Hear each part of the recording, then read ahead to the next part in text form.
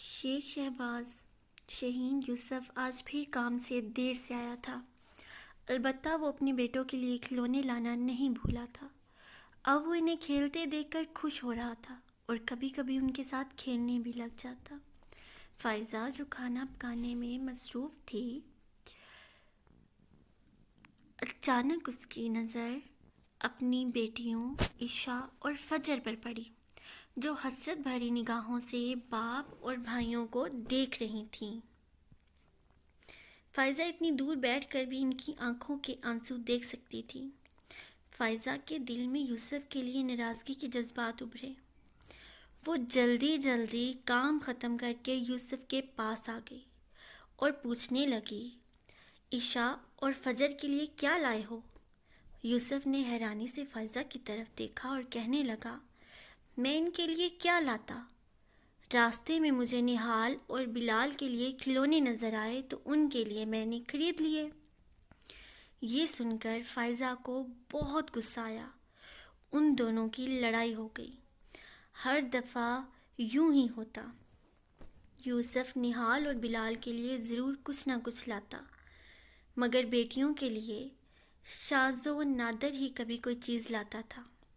فائزہ کو اب یقین ہوتا جا رہا تھا کہ یوسف بیٹیوں کی نسبت بیٹوں سے زیادہ پیار کرتا ہے اور عشاء اور فجر باپ کے پیار کو ترستی ہیں۔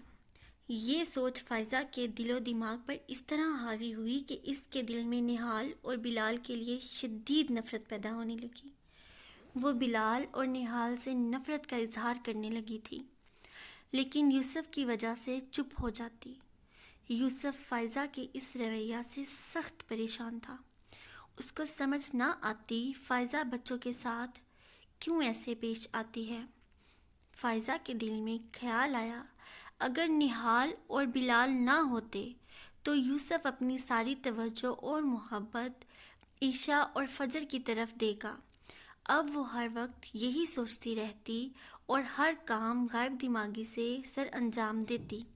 فائزہ کی مسلسل غائب دماغی کی وجہ سے یوسف نے اس بات کی کہ ایسا کیا مسئلہ ہے جس کی وجہ سے وہ پریشان ہے، وہ ہر دفعہ بات ٹال دیتی۔ ایک دن یوسف کام سے گھر آیا تو اسے گھر کی فضا میں عجیب وحشت محسوس ہوئی۔ اس کی دنیا لٹ چکی تھی۔ وہ صبح صحیح سلامت نہال کو چھوڑ کر گیا تھا اور اب صحن میں وہ مردہ حالت میں پڑا تھا۔ سب سے حیران کن بات یہ تھی کہ فائزہ کی آنکھوں میں غم کی بجائے ایک وحشت تھی۔ ابھی وہ اسی صدمے میں ہی تھا کہ چند مہینوں بعد یوسف کو اپنے 4 سالہ بیٹے بلال کی اچانک موت کی خبر ملی۔ یوسف کو یقین ہی نہیں آ رہا تھا کہ اس کے دونوں بیٹے اس دنیا میں نہیں رہے۔ وہ ہر وقت اسی سوچ میں مبتلا رہتا کہ اس نے ایسا کیا کیا ہے جس کی اسے اتنی بڑی سزا ملی ہے۔ اسے کبھی اپنی بیوی پر شک ہوتا، شاید بیٹوں کی موت میں اس کا کوئی ہاتھ ہے، لیکن وہ یہ سوچتا کہ کوئی ماں بھی کبھی اپنے بچوں کو قتل کر سکتی ہے۔ فائزہ کو ہر وقت اپنا سانس گھٹتا ہوا محسوس ہوتا۔ اسے لگتا کہ اس کے بچے اسے بلا رہے ہیں۔ وہ رات کو اٹھ کر چیخیں مارتی۔ فائزہ کو اپنے بچوں کی روح نظر آتی۔ یوسف پہلے سمجھا کہ شاید یہ ابھی صدمے میں ہے۔ وہ اسے پیار سے بہت سمجھاتا، لیکن فائزہ پر کسی چیز کا اثر نہ ہوتا۔ فائزہ کی حالت دن بدن بگڑتی جا رہی تھی۔ یوسف نے کافی علاج کروایا لیکن بے سود رہا۔ یوسف نے کچھ عرصہ کے لیے گھر سے کہیں دور جانے کا پروگرام بنایا تاکہ فائزہ کو جلد از جلد اس صدمے سے باہر نکالا جا سکے، لیکن فائزہ کی صحت پر کوئی خاطر خواہ اثر نہ ہوا۔ ایک روز فائزہ گہری سوچوں میں گم تھی۔ یوسف کافی دیر سے اسے نارمل کرنے کی کوشش کر رہا تھا۔